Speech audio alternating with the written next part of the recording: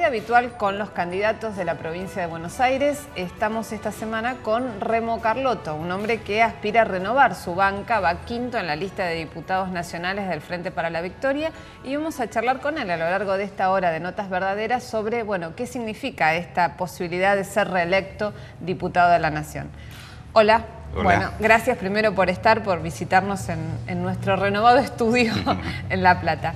Remo, 4 años en la Cámara de Diputados, 4 años al frente de la Comisión de Derechos Humanos de la Cámara de Diputados, ¿no? 8 años de diputado. 8 años. Claro, ¿no? Yo soy parte del grupo que ingresó en el año 2005, junto con Diana Conti, Teresa García, Héctor Recalde, Kunkel. Muchos de los que renuevan ahora. Muchos de los que renuevan, sí. Es van por la segunda renovación. Exactamente. Entonces, un grupo que se ha mantenido en los distintos periodos y que, bueno, formamos parte activa de nuestro bloque y del trabajo en la Cámara, y yo presidí, salvo 2 años que primó el Grupo A, claro, presidí la Comisión de Derechos Humanos de la Cámara. Ahora, y en estos años de presidir la Comisión de Derechos Humanos, fueron los años también en los que empezaron a sustanciarse los juicios realmente por delitos de lesa humanidad, digamos, llegaron los represores a ser juzgados.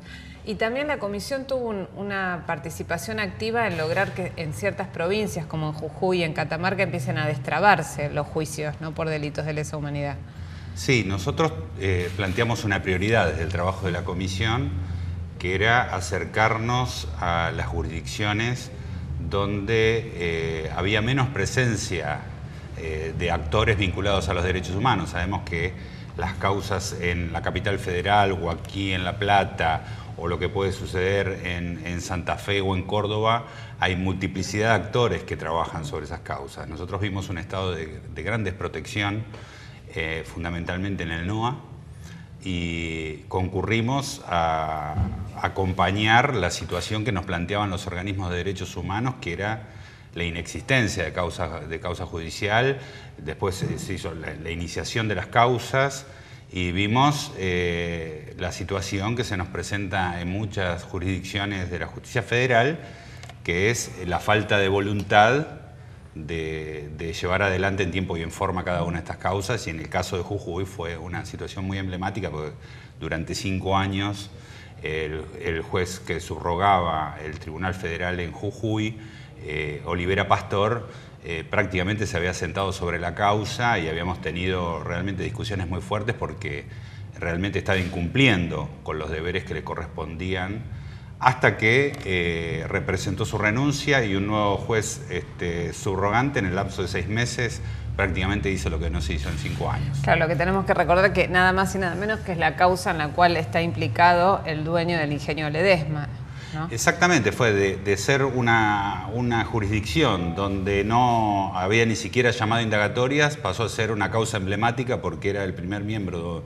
de un grupo económico concentrado y de tanto peso como el Grupo Ledesma en Jujuy, que se iniciara el proceso de investigación con respecto a la responsabilidad de Blaquier en lo que significó la noche del apagón y la complicidad de la empresa otorgándole infraestructura, generando el apagón porque dominaban la energía eléctrica en la localidad de San Martín, para el secuestro de 300 personas en una misma noche. Y bueno, nosotros esperábamos que empezaran este camino del juzgamiento de las responsabilidades civiles. Yo recuerdo con mucha claridad, después de la declaración de inconstitucionalidad por parte de la Corte, que Néstor Kirchner decía, bueno, ahora van a empezar los juicios, pero también se va a abrir una puerta a que se investigue la responsabilidad civil, porque la investigación de estos crímenes está directamente vinculada a los beneficios que los grupos económicos recibieron durante ese periodo, y entre ellos el Grupo Blaquier. Ahora, y también acá en La Plata, quizás uno de los digamos, juicios o procesos que generó más resistencias o más críticas de algunos editoriales del diario La Nación fue cuando se detuvo a Smart, ¿no?, que fue ministro de gobierno durante la dictadura en La Plata y que está procesado por los crímenes del circuito Camps. Sí, sin ninguna duda, hay una responsabilidad directa. Bueno, el proceso judicial fue muy claro en ese sentido. Lo que sucede con el diario La Nación, que defiende los intereses de los propios. Y allí se expresa también lo que significó la complicidad de este diario con la dictadura cívico-militar, junto con el Grupo Clarín, fueron parte del soporte del ocultamiento de los crímenes que sucedían y parte también de los negocios que también están ante la justicia federal con respecto a la apropiación ilegal de la empresa Papel Prensa. O sea que ellos defienden a aquellos que han sido parte también de sus beneficios económicos, y en el caso del diario La Nación hay un fuerte posicionamiento ideológico que viene desde los tiempos de la historia, ¿no es cierto? Sí, ahora acaba de sacar una editorial en contra de, digamos, en rigor, en contra de Rosansky, uno de los jueces del Tribunal de La Plata, pero fundamentado en que por llevar adelante los juicios por delitos de lesa humanidad se dejan de lado otros procesos, ¿no? Pero enfocado hacia eso. Lo que van a buscar en el caso de los jueces que han actuado con corrección por los crímenes de lesa humanidad y en casos donde hay personajes como Smart, donde evidentemente la empatía y la protección que buscó darle, de hecho el pronunciamiento del tribunal con respecto a la presión que sintió recibir por las editoriales del diario La Nación, la van a continuar. Nosotros decimos que estos procesos judiciales tienen que sustanciarse del primero al último y que tenemos que tener una mirada y una contemplación. No es que porque se iniciaron los juicios están en marcha y existen condenas, no tenemos que estar atentos frente a las presiones que existen y a la que muchas veces los jueces federales son permeables. Cuando encontramos jueces como Rosansky, como Falcone, como tantos otros que vemos en distintos puntos del país, que realmente emprenden con coraje los procesos de investigación y van hasta la última consecuencia de las responsabilidades, sean estas por parte de militares, fuerzas de seguridad, sea por parte de miembros de la Iglesia o sea por parte de grupos económicos o de los civiles que participaron adentro de las estructuras de gobierno, nosotros tenemos la obligación de acompañar, porque aquí están dadas todas las garantías constitucionales. Smart tuvo lo que él nos generó participando dentro de esa dictadura cívico-militar. Y eso creo que está muy claro y tenemos que acompañar a los jueces, a los fiscales, a aquellos que actúan con corrección en las causas. Ahora, en un momento la presidenta dijo que pretendía que se llegara al 2015, digamos, al final de su segundo mandato, con ya una definición sobre los procesos por crímenes de lesa humanidad. ¿Cómo ves ese derrotero? Faltan 2 años para llegar a esa fecha. Se ha hecho mucho, pero hay muchos procesos abiertos y muchos juicios que, como vos bien decías, hay provincias en las que las resistencias continúan. Sí, aquí nosotros lo que nos encontramos son dos situaciones. Primero, nosotros obviamente compartimos el pronunciamiento de la presidenta, que lo hizo cuando asumió su primer mandato y cuando asumió su segundo mandato, de pedir a la justicia que actuara con celeridad en estas causas, y ella pidió en esta oportunidad que en el año 2015, cuando termine su mandato, los juicios estén encaminados. Nosotros sí lo que planteamos es, y hablamos mucho con los organismos de derechos humanos, de tener una estrategia para... nosotros buscamos obviamente juzgar a todos los responsables por todos los crímenes y que la justicia actúe en ese sentido, pero también apuntalar la estrategia de juzgar a todos los responsables por la mayor cantidad de causas con mayores elementos de prueba y donde haya posibilidades de mayor celeridad. Porque estamos también frente a una enorme preocupación que tenemos, que los dos extremos del proceso genocida que vivimos en Argentina están muriendo. Están muriendo los responsables del genocidio y están muriendo los familiares de las víctimas que reclaman justicia. Entonces, este planteo yo creo que va hermanado con lo que la presidenta planteó en su momento, que si la Argentina no resolvía este tipo de crímenes era una sociedad predemocrática. Entonces, creo que hay una enorme paciencia por parte del movimiento de derechos humanos, los familiares, los sobrevivientes, de esperar pacientemente que la justicia actúe. Lo que no se puede permitir es aquellos integrantes de la justicia que por complicidad, por convicciones ideológicas, busquen frenar estos procesos y estén siempre teniendo una actitud tiempista con respecto a los procesos políticos para avanzar o detener las causas.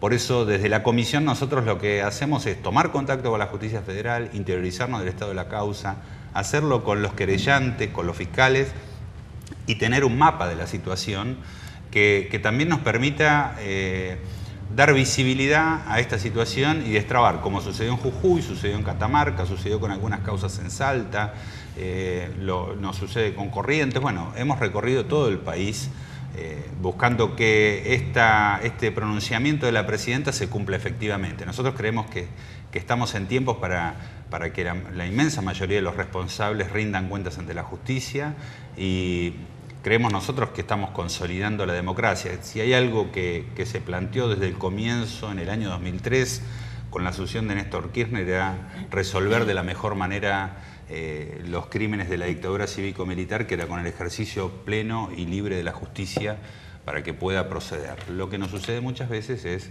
que el Poder Judicial no está a la altura de las circunstancias, porque está juzgando tal vez el punto más importante de lo que se puede juzgar a nivel de la justicia federal, que es la responsabilidad del Estado en actos de genocidio. Y muchas veces vemos que son permeables los jueces a estos planteos que tiran los editorialistas del diario La Nación, de buscar una contradicción entre el avance de estas causas y el resto de las causas que se sustancian, y que esto genera deficiencia en el Poder Judicial. Nosotros creemos que tenemos que resolver con celeridad y con una mirada muy atenta, y los recursos por parte del Consejo de la Magistratura y de la Corte Suprema de Justicia, para que los jueces no tengan ninguna excusa para proceder a los procesos de investigación y sean respetadas las víctimas, que nosotros creemos que es un vértice central de esta política. Ahora, como diputado de la provincia de Buenos Aires y lo que ha habido en la provincia de Buenos Aires en cuanto al presente, no ya a la revisión de lo que fue la dictadura, son numerosas denuncias en cuanto a la situación carcelaria de las cárceles, valga la redundancia, de la provincia de Buenos Aires, con informes más que preocupantes de parte de la Comisión por la Memoria, incluso de la vicegobernación de la provincia, con distintos organismos de derechos humanos. ¿Qué se puede hacer para revertir esa situación que muestra realmente un encarcelamiento en condiciones infrahumanas en muchos casos, ¿no? Sí, nosotros encontramos a nivel de todo el país una situación muy compleja con respecto a las personas privadas de su libertad. Hay mucha permeabilidad nuevamente en la justicia a este discurso de entran por una puerta y salen por la otra, la idea de que las condiciones de detención deben ser duras para las personas que están privadas de su libertad. Nosotros tenemos un planteo claro, que es los compromisos que la Argentina asumió. Tenemos un posicionamiento ideológico y ético-moral con respecto a que la Constitución marca con mucha claridad cuál es el sentido de la pena, y que las condiciones de detención tienen que ser absolutamente dignas para muchas veces no la reinserción social, sino la inserción social de aquellos que están detenidos. Lo que encontramos en la provincia de Buenos Aires es que la mitad de las personas privadas de su libertad del país se encuentran en la provincia, que ha habido un crecimiento constante de las detenciones, que la inmensa mayoría de las personas que se encuentran privadas de su libertad son jóvenes pobres por delitos de carácter menor, fundamentalmente delitos contra la propiedad, que un 30% en promedio en los últimos 10, 15 años de las personas que llegan a juicio son declaradas inocentes porque no hay elementos de prueba en su contra, cerca de un 30%. Es realmente, o sea, el principio de presunción de inocencia, el abuso de la prisión preventiva han sido constantes de la aplicación de la justicia en la provincia de Buenos Aires, y nosotros creemos que hay herramientas y elementos para revertir esta situación. Una es que la provincia de Buenos Aires tenga un mecanismo de monitoreo de las cárceles integrados por el ámbito no gubernamental, el ámbito legislativo, la participación del ámbito judicial y el ejecutivo, o sea, los tres poderes del Estado más el ámbito no gubernamental, de acuerdo al protocolo facultativo de la Convención contra la Tortura de Naciones Unidas. El otro tema que tenemos y que amerita tomar algunas medidas de carácter administrativo, pero que requerirían una reforma constitucional de la provincia, que es separar lo que significa la procuración en la provincia de Buenos Aires de lo que es el cuerpo de la defensa pública, que está sumido a las decisiones del fiscal general de la provincia, lo que limita un rol fundamental que tiene la defensa pública, que es la situación de las personas privadas de su libertad que recurren a su patrocinio y que está muy debilitado. O sea, propiciamos esto en muchas provincias de Argentina donde no existen dos cabezas el Ministerio Público, sino que está sumido bajo la órbita de los fiscales. Y esto debilita muy fuertemente la posibilidad de defensa y que estas situaciones se prevean con antelación de que alguien llegue a juicio después de estar años detenido y sea declarado inocente porque no hay elementos de prueba o porque los elementos de prueba son endebles. Y después debe existir un sistema de monitoreo fundamental sobre la fuerza de seguridad. Nosotros tenemos una gran preocupación, y esto sucede en muchas provincias del país, con respecto a la aplicación indiscriminada de los códigos contravencionales y los códigos de falta para generar detenciones arbitrarias. Que cuando no son delitos, pero los detienen en condiciones... Cuando los detienen por la situación de averiguación de antecedentes, merodeo, básicamente son instrumentos para la utilización policial para la detención de personas por su aspecto, su apariencia o una sospecha casi lombrosiana que hay sobre las personas y que muchas veces genera situaciones trágicas hasta la muerte. Entonces, nosotros creemos que estas políticas que han sido impulsadas muy fuertemente por la Comisión Provincial por la Memoria, por el defensor ante la casación en la provincia de Buenos Aires, Mario Coriolano, que han sido impulsadas por el CELS a nivel nacional y que acompañamos desde hace muchos años. Yo fui secretario de Derechos Humanos en la provincia entre el año 2003 y el año 2005 con una preocupación muy grande porque empezaba este proceso de multiplicación de detenciones como un instrumento prácticamente de control social. Y elaboramos un informe en aquel momento que nos costó un dolor de cabeza en la conversación con el gobernador porque él pensaba que era un informe negativo para su gestión. Nosotros decíamos que ese informe lo que hacía era poner blanco sobre negro una situación que se presentaba como un dato de la realidad y que nosotros teníamos que cumplir con nuestra Constitución Nacional, ni más ni menos. Entonces es parte de nuestra preocupación. Estamos haciendo un estudio desde la Comisión con respecto a algunos artículos de los códigos contravencionales para que se declare su inconstitucionalidad, porque consideramos que esta estructura de detenciones arbitrarias tiene muchas veces esas consecuencias trágicas y deben ser respetados claramente los derechos de los ciudadanos y ciudadanas, no importa su condición social, económica o su apariencia física. Ahora, lo que ha habido, particularmente en la provincia de Buenos Aires, como te mencionaba al comienzo, ha habido inspecciones, de hecho, a cárceles y que han derivado en situaciones aún peores, si se quiere, porque terminaron en asesinatos de los mismos presos que denunciaban. ¿Se ha logrado avanzar en ese monitoreo que vos planteás como esencial para poder controlar esas situaciones de arbitrariedad y de abuso de parte de las autoridades penitenciarias con los que no tienen ninguna posibilidad de defensa? Porque, como bien decías, son los más pobres y los más vulnerables los que terminan siendo víctimas de nuevos delitos dentro de la cárcel, donde se supone que están pagando delitos que cometieron, ¿no? Sí, sin ninguna duda. Lo que nosotros propiciamos es que cada una de las provincias y también las cárceles que están bajo la órbita federal sean abiertas al monitoreo y a la visita de las organizaciones no gubernamentales. Nosotros estamos trabajando para que se ponga en funcionamiento el mecanismo a nivel nacional, que va a ser una herramienta muy importante porque va a tener también incumbencia con respecto a las situaciones que se ven en las provincias, fundamentalmente aquellas provincias que tienen convenios entre Nación y la provincia para el alojamiento de personas. Lo que también tenemos que trabajar muy fuertemente es en los protocolos de visita. ¿Qué es lo que se mira? ¿Qué es lo que se trata de observar? Y cómo también protegemos a aquellos que nos dan testimonios de lo que están padeciendo, para que no sufran consecuencias sobre su persona. Nosotros hemos trabajado en la elaboración del proyecto de ley que aprobamos en ambas cámaras sobre este esquema de protocolo y hemos tomado algunas experiencias a nivel internacional para que el monitoreo vaya sobre la totalidad de las situaciones. La situación extrema de las personas privadas de su libertad es, sin duda, el maltrato, la agresión física, los condicionamientos que reciben por parte del servicio penitenciario las personas que se encuentran alojadas. Pero también tenemos que ver el sistema de salud dentro de las cárceles, la alimentación, el acceso a los otros derechos que tienen esas personas privadas de su libertad, como la posibilidad de estudiar, la proximidad con sus familias. Hay una serie de elementos y también la capacidad de las unidades, ¿no?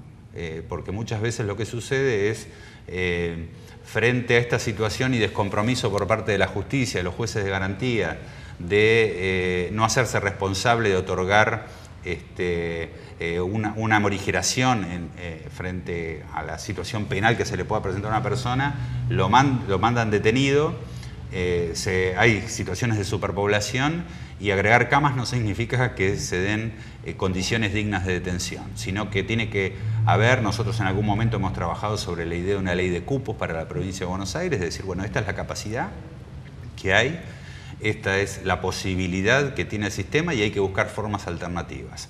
Desde los sistemas electrónicos de monitoreo de las personas con arresto domiciliario hasta el fortalecimiento de las estructuras que deben hacer un seguimiento de las personas como el patronato de liberados. Digamos, hay una serie de posibilidades para llevar adelante un cambio estructural dentro de esta situación de encarcelamiento masivo. Y creo que hay que trabajar muy fuertemente sobre los tres poderes del Estado para que no sean tan permeables a la presión mediática, ¿no? Eso que nosotros escuchamos muchas veces, obviamente que frente a cada situación, cada delito, cada crimen o cada muerte producto de un acto delictivo, nosotros nos sentimos siempre consternados y doloridos.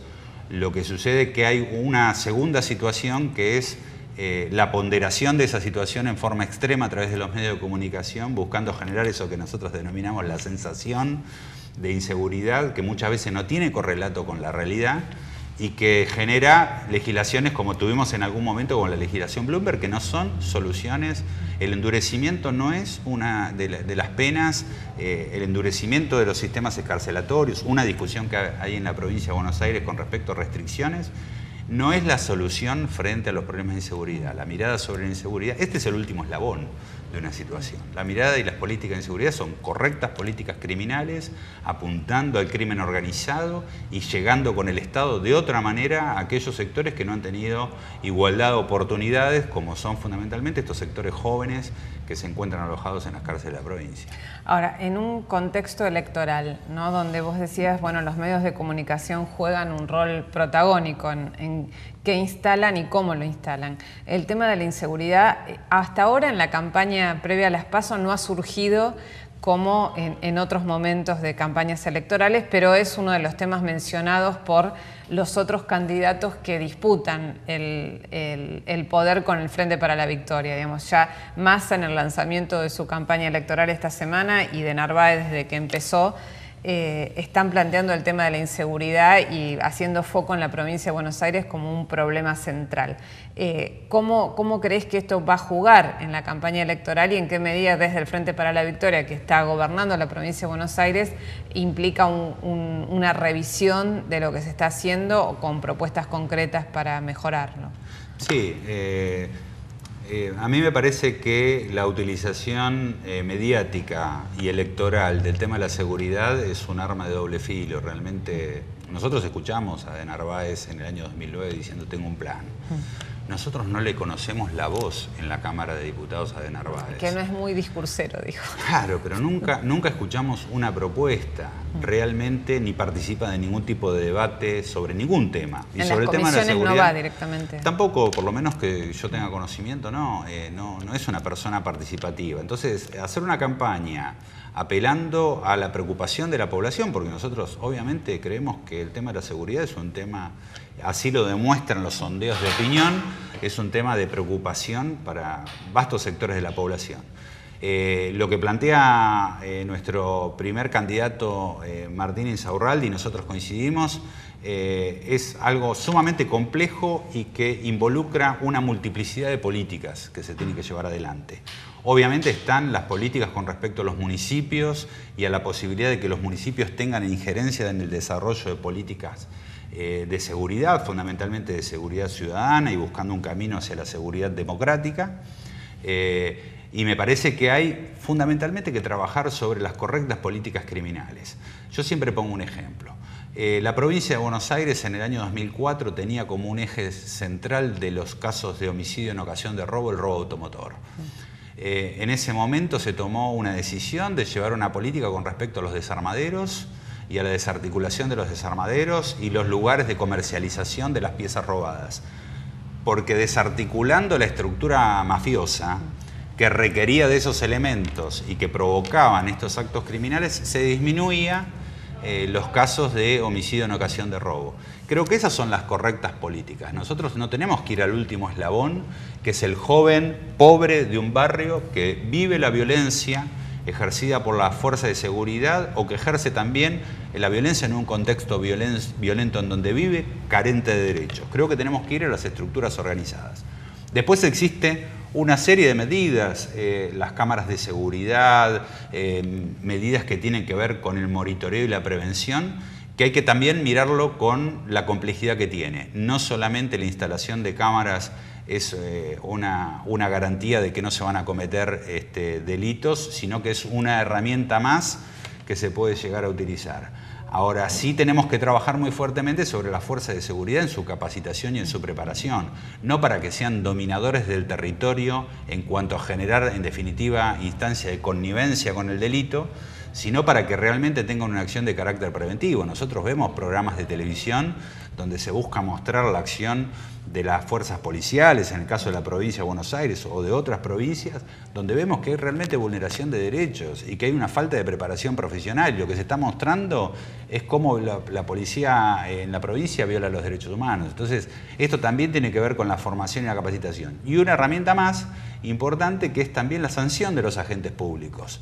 Porque aquel miembro de la fuerza de seguridad que busca generar connivencia con el delito, que busca condicionar a los jóvenes pobres en las barriadas de las grandes ciudades o en el conurbano bonaerense, tienen que tener sanción cuando se determina esa situación, como en los casos de malos tratos o de tortura, para que no se produzca algo que nosotros consideramos grave, que es la impunidad es un multiplicador de conductas.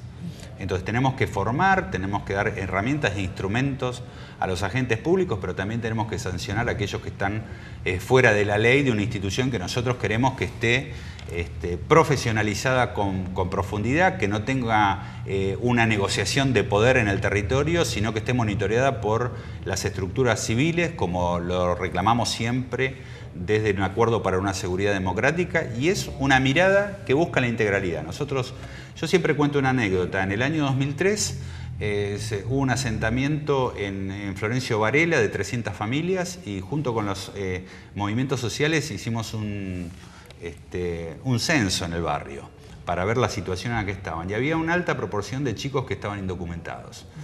Por suerte, por las correctas políticas nacionales, esas situaciones han cambiado muy fuertemente.